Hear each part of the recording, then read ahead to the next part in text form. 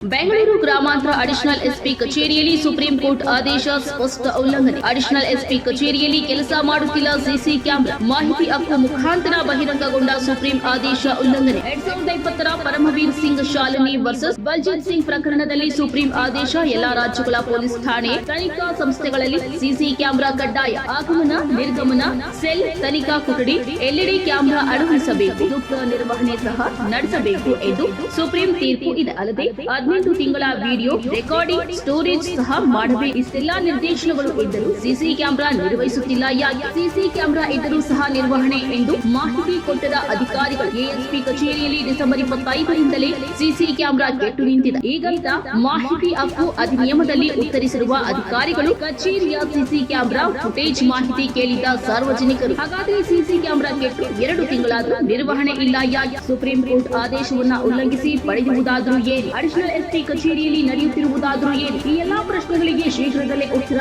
ಹೊರಬೀಳಬೇಕಾಗಿದೆ.